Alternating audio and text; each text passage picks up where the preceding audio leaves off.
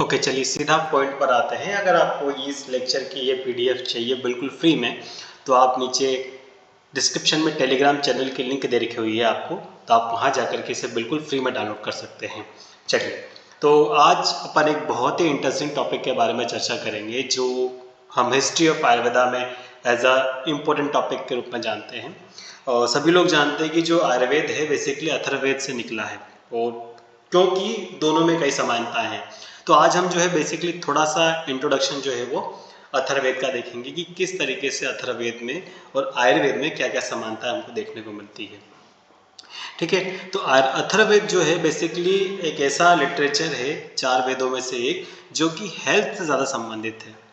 ठीक है, मोस्टली अगर आप दूसरे जो वेद हैं उनको देखें, ऋग्वेद है, यजुर्वेद है, सामवेद है, कोई आर्किटेक्चर में, कोई कला में, कोई मैथ्स में, तो अलग अलग डिफ्रेंशिएट जो है उनमें कई चीज़ें देखने को मिलती है, लेकिन थोड़ा बहुत उनमें मेडिसिन पार्ट भी रहता है।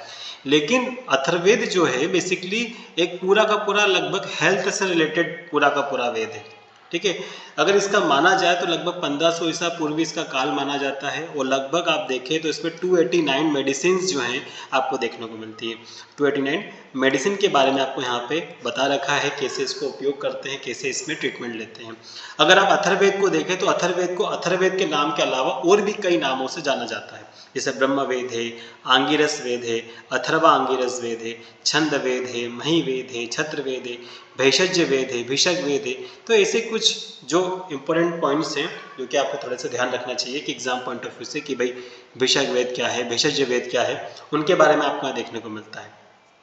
अब थोड़ा सा हम इससे घटक की बात कर लेते हैं। तो बेसिकली इसका जो स्ट्रक्चर है, बेसिकली अगर अथर्ववेद का देखा जाए तो इसमें आपको 9 शाखाएं देखने को मिलती है। बेसिकली जो वेद हैं उनके बारे में कई डिटेल में आपने पढ़ा होगा, तो अलग अलग वेदों की अलग अलग शाखाएं होती है।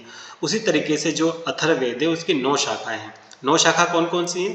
पेपलाद, तोद, मौद, शौनक, जाजल, जलद, ब्रह्मवेद, देवदर्श और चरणावेद। तो बेसिकली ये इसके डिफरेंट क्लास आप कह सकते हैं, डिफरेंट वेराइटीज आप कह सकते हैं कि इसमें आपको जो है इतनी शाखाएं देखने को मिलती हैं।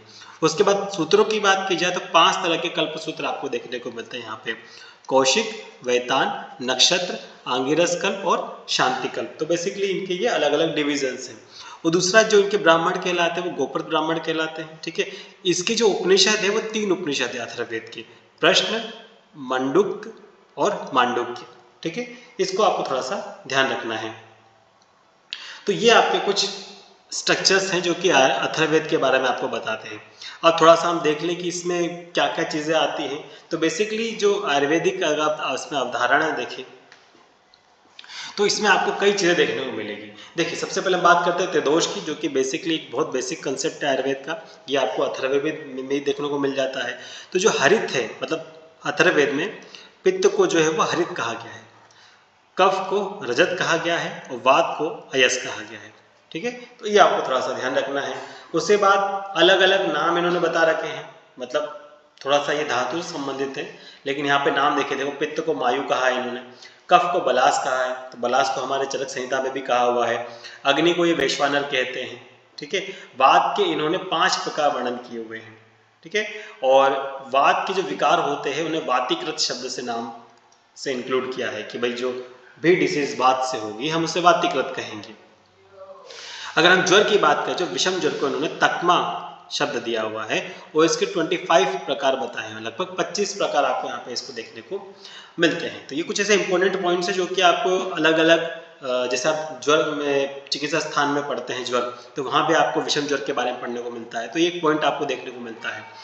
उसी तरह से अगर आप देखें तो औषधियों में बेसिकली अग्नि और रुद्र का निवास माना है। तो थोड़ा सा आध्यात्मिक दृष्टिकोण से, स्पिरिचुअल पॉइंट ऑफ व्यू से जो अगर माने तो आपको ये चीज़ देखने को मिलती है।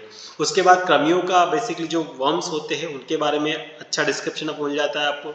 अग्नि और सूर्य को कृमिनाशक बताया गया है, मतलब बेसिकली जो एक तरीके से मान के चले कि जो एंटीबायोटिक्स है, एंटीसेप्टिक है, एंटीमाइक्रोबियल प्रॉपर्टीज जिनमें होती हैं, बेसिकली उनको ये चीज़ बताई गई है। ठीक है, स्त्री रोगों में शब्द जो है योनि गवनिका, बेसिकली ये जो जेनेटल ऑर्गन्स होते हैं फीमेल रिप्रोडक्टिव सिस्टम के, उसके बारे में यहाँ पर बात करी है। उसके बाद गर्भाशय भेदन द्वारा प्रसव का संकेत मिलता है, मतलब जो डिलीवरी होती है CS ऑपरेशन के, थ्रू, ठीक है। तो उसका भी यहाँ पे आपको एक तरीके से रेफरेंस देखने को मिलता है। बेसिकली इसमें 7 देव भिषक बताए गए हैं, ठीक है। 7 देव भिषक कौन कौन से, जिसमें सबसे पहले जो है वो रुद्र है, ठीक है। भगवान शिव को इन्होंने एज अ बेस्ट डॉक्टर के रूप में माना है, तो फर्स्ट प्रथम भिषक इन्हें माना जाता है। उसके साथ में अग्नि है, वरुण है, इंद्र है, मरुत है, अश्विनी कुमार है और सरस्वती। तो माता सरस्वती को यहाँ पे एज अ फीमेल फिजिशियन के रूप में आप यहाँ देख सकते हैं। बहुत से लोगों को लगता है कि जो है आयुर्वेद में फीमेल डॉक्टर्स का उल्लेख नहीं मिलता। आपको कई फीमेल डॉक्टर का आयुर्वेद में उल्लेख देखने को मिल जाएगा, ठीक है। तो उसमें से जो है वो देव भिषक में सरस्वती का नाम आपको देखने को मिलता है। लेकिन थोड़ा सा यदि हम इसको देखें तो बेसिकली अश्विनी कुमार का जो नाम है वो बहुत प्रचलन में आता है। बेसिकली अश्विनी कुमार जो है वो दो हैं, ठीक है। एक का नाम है नासत्य और एक का नाम है दस्त, ठीक है। इनको देवताओं का भिषक कहा जाता है या फिर इन्हें मधु विद्या विशारद कहा जाता है, क्योंकि इन्होंने मधु विद्या में बहुत हाईटेक थे ये, तो इसलिए उन्हें मधु विद्या विशारद कहा जाता है, ठीक है।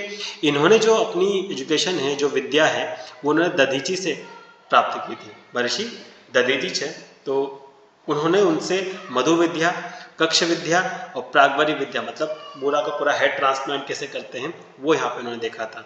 साथ में ये अंग प्रत्यारोपण मतलब बॉडी ट्रांसप्लांट, ठीक है, ऑर्गन ट्रांसप्लांट की मान के चलिए, संजीवनी विद्या और पशु चिकित्सक भी काफ़ी अच्छे माने जाते थे। तो ऐसे कुछ उल्लेख जो है आपको एग्जाम पॉइंट ऑफ व्यू से आपको देखने को मिलते हैं। अगर आपको इस लेक्चर की PDF चाहिए बिल्कुल फ्री में, तो नीचे आपको टेलीग्राम चैनल की लिंक देखने को मिल जाएगी डिस्क्रिप्शन में, आप वहाँ जाकर के इसे बिल्कुल फ्री में डाउनलोड कर सकते हैं।